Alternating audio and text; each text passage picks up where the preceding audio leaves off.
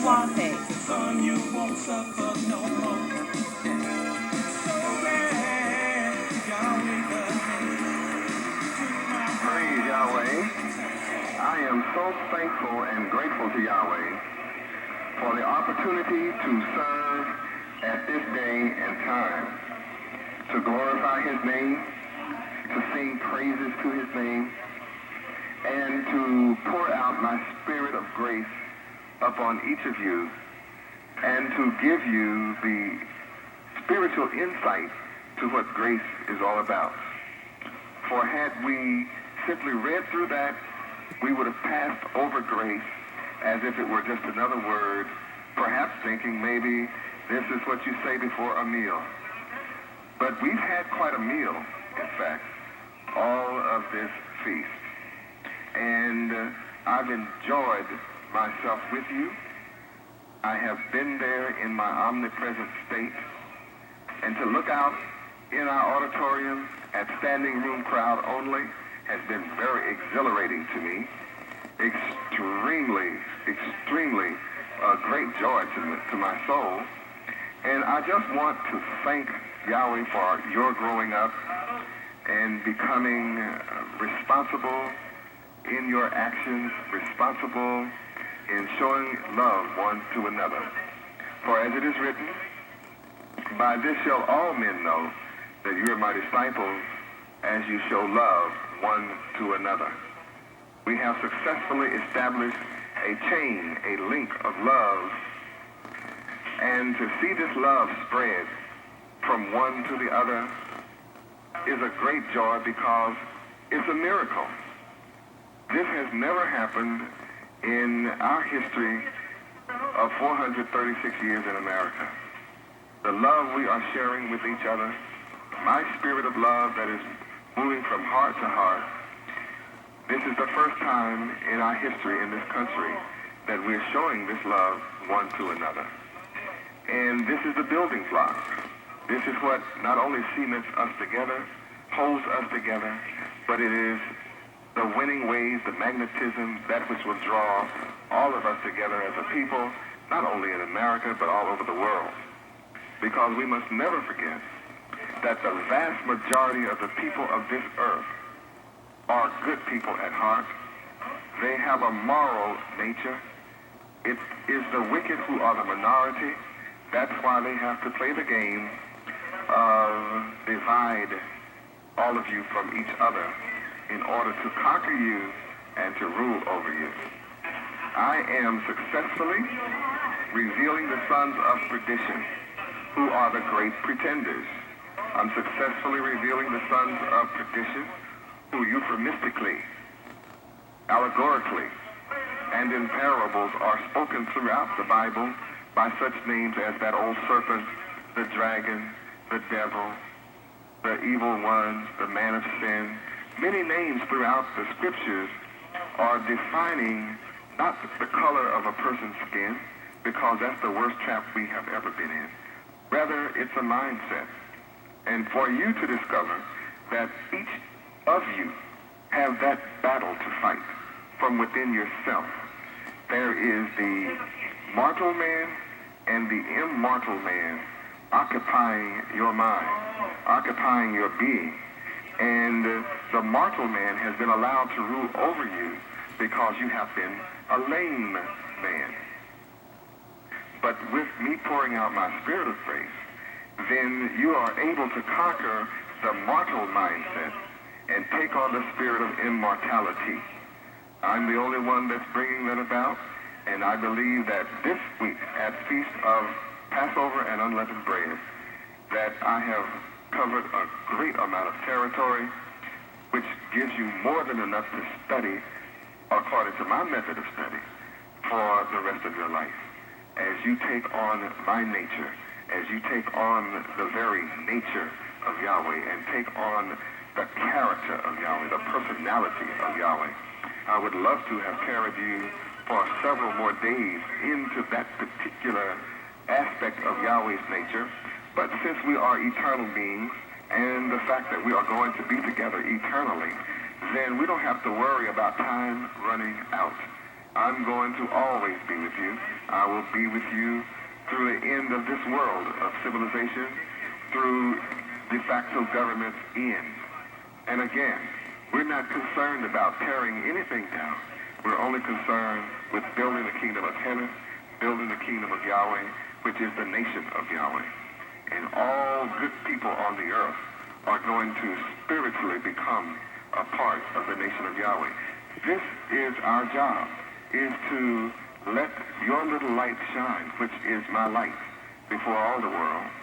And you will magnetize all people to become a part of the kingdom of Yahweh. They want to. They're looking for the kingdom of Yahweh.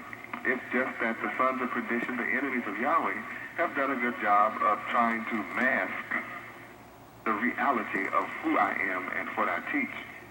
And I'm so happy for you who understand as a result of this week that we are not fighting against flesh and blood, but against spiritual wickedness in high places. And understanding that, then it is our duty and obligation to take on our natural character, to absorb, inculcate, and live our personality, which we now know is the personality of Yahweh himself, the personality of the Son of Yahweh himself. And again, I'm so happy for the efforts that you have put out thus far. Now we know what we must do. We know that we must return home to our various respective cities and to let our light shine in those cities. We know that we must let the four winds blow in those cities. We know that we must let the world know that it is Yahweh-Ben-Yahweh that is hung on the cross, that it is Yahweh-Ben-Yahweh that is crucified on the cross, and that I have been pierced, and that I have died in the tomb, placed here in the tomb, and I am in the process of being resurrected.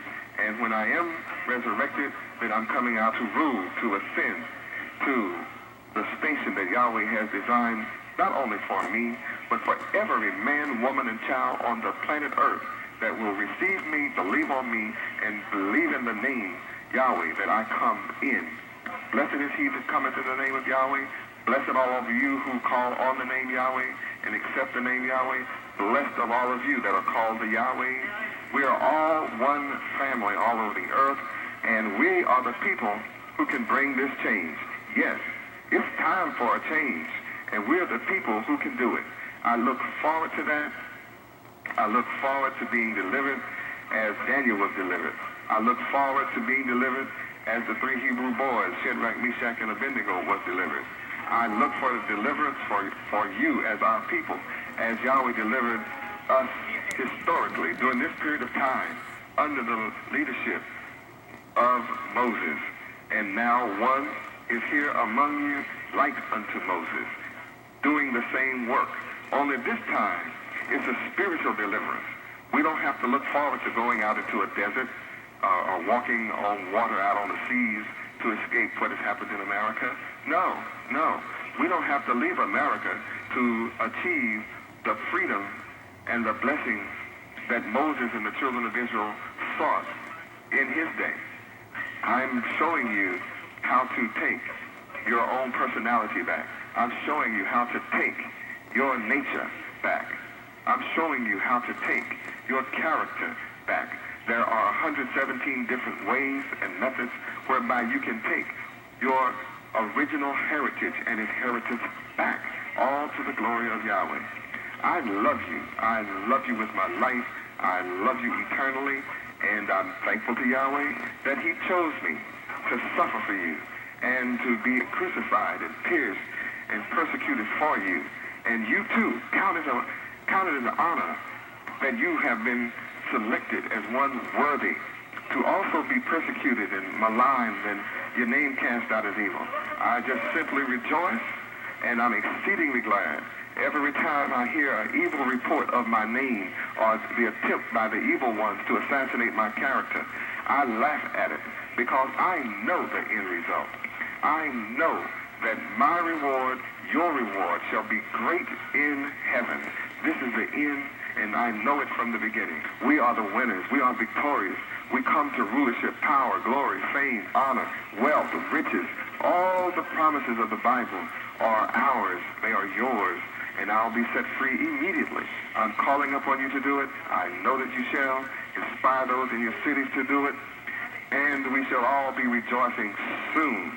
Believe me, the Spirit of the Lord Yahweh is moving up on the face of the deep as I talk with you now.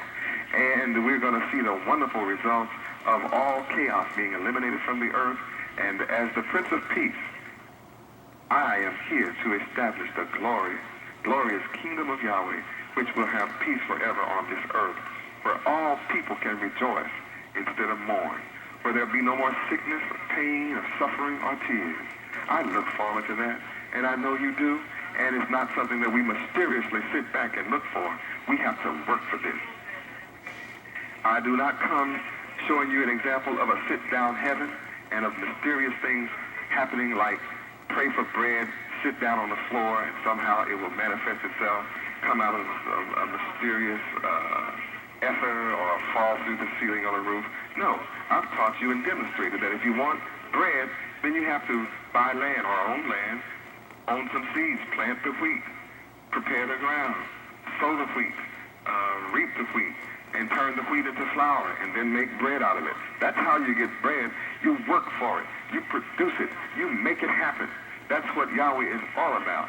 And that's why we as his children will be glorified and worshiped all over the earth when they see you come up from your dead state, from your mental and spiritual death as a people sitting around depending on others to suddenly become that living force, demonstrating the life force of Yahweh with his character, personality, and nature.